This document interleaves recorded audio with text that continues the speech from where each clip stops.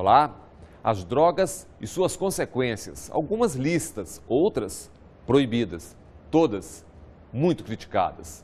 Como é que a sociedade deve lidar com um tema tão polêmico? Os países no mundo que melhoraram a saúde pública e as condições de atendimento da população foram os países que agiram com rigor contra as drogas. Todos os estados que legalizaram a maconha nos Estados Unidos aumentaram o consumo. O aumento da repressão não tem sido associado a respostas mais eficientes na América Latina no campo das políticas de drogas. Legalizar, descriminalizar, o que fazer?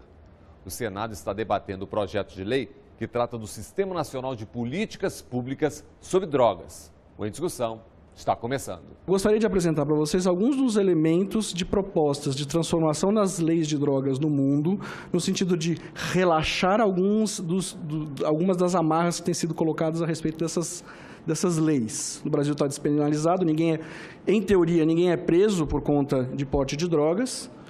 Vamos ver um pouquinho mais para adiante que não é bem assim, mas é mantido como crime. Essa é a discussão, inclusive, que está em foco no Supremo Tribunal Federal, né, a discussão sobre o artigo 28, que é o que considera como crime o porte de drogas para uso, né, mesmo que não tenha penas de reclusão de liberdade, tem outros tipos de penas alternativas.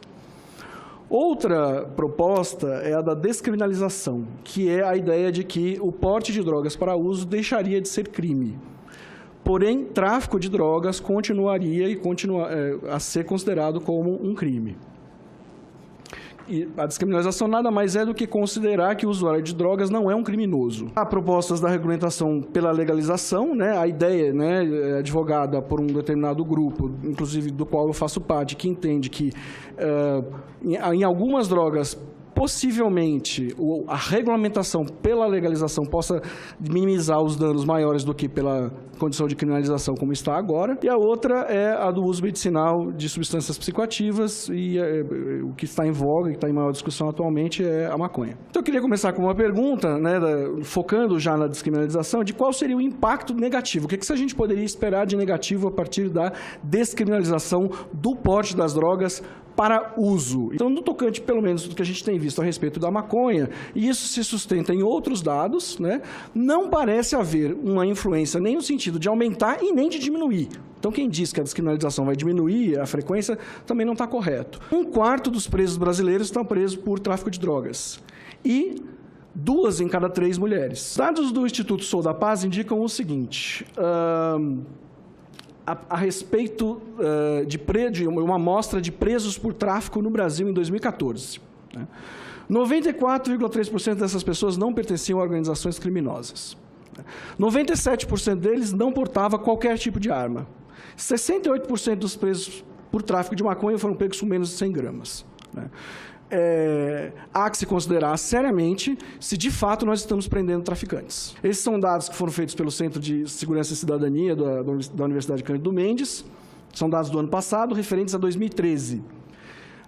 De 1.330 pessoas que foram acusadas de tráfico na cidade do Rio de Janeiro nesse ano, foram acompanhados pelos pesquisadores do projeto ao longo do tempo para verificar qual era o desfecho.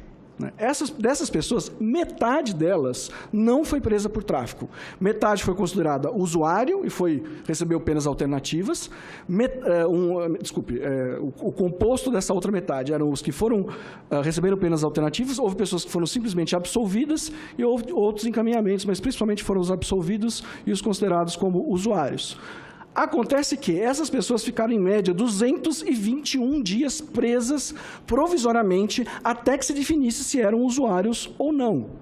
Isso significa 7 meses de prisão. O cálculo, né, da prisão indevida dessas 671 pessoas dá um custo de R$8 milhões. A sociedade brasileira está disposta a pagar esse custo? Não só o custo financeiro, porque o usuário que fica preso provisoriamente junto das facções criminosas se profissionaliza. Esse é um elemento também para a gente pensar quando a gente diz assim: não devemos mudar no Brasil porque já está despenalizado.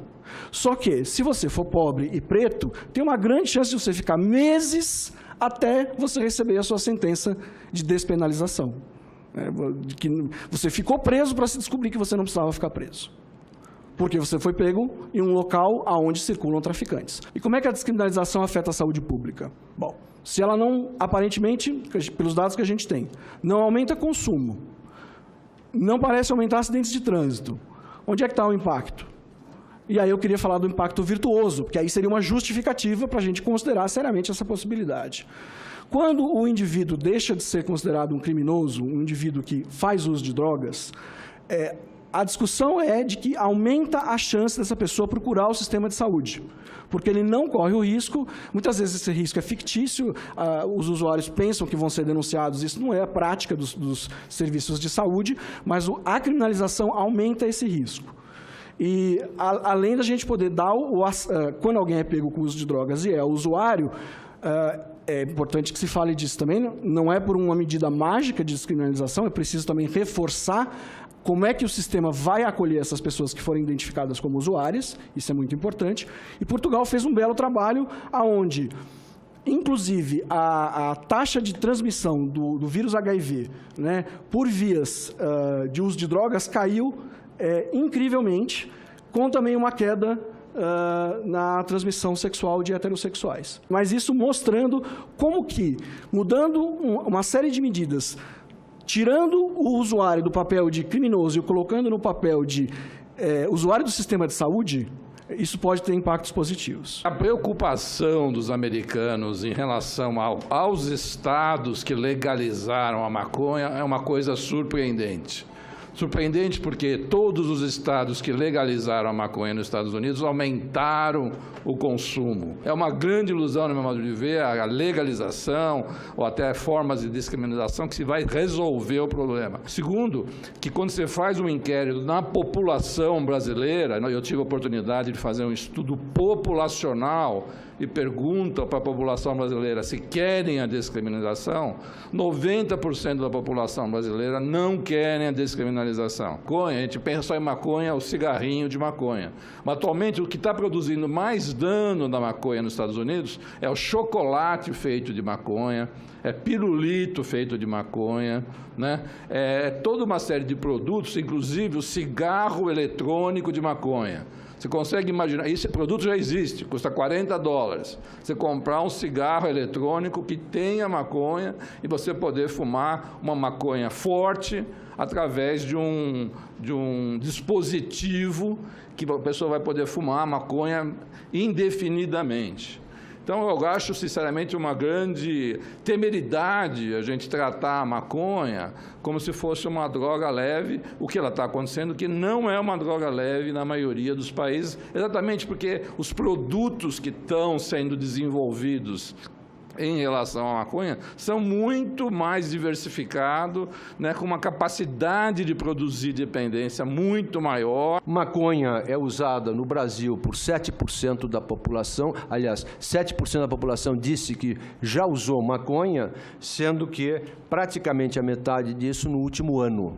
Então, nós estamos falando aí de uma população de mais ou menos 3% dos brasileiros usam maconha. E vejo que os países onde se fala mais a favor da maconha, ou que as leis são mais frouxas, mais tolerantes, são os países que mais usam maconha. Maconha, minha gente, emburrece. O uso de maconha na adolescência emburrece. Gera dependência, aumento de chance de se envolver com outras drogas. Então, depois do álcool e tabaco, a maconha é outra porta de entrada para as demais drogas. Sintomas psicóticos, esquizofrenia, depressão e aumento da chance de fracassar na vida. Tudo isso com a Nossa Senhora Maria Joana. Esse trabalho de 2014 é o primeiro trabalho que mostra a relação dose e efeito do professor Ferguson, mostrando que realmente, quanto mais maconha a pessoa usa, mais comportamento suicida, mais envolvimento com outras drogas e mais abandono escolar. E aqui, o mais preocupante para todos nós. Maconha lesa a vida das pessoas, mas se você for perguntar para usuários o que eles acham, os maconheiros, os dependentes de maconha, se acham mais felizes que os demais. Ou seja, estão numa situação de vida muito pior, com uma falsa sensação de felicidade. No próximo bloco, o juiz e uma sentença, o polêmico artigo 28 da atual Lei de Drogas. Metade das pessoas que estavam em detenção provisória no Rio de Janeiro não foram presas como traficante.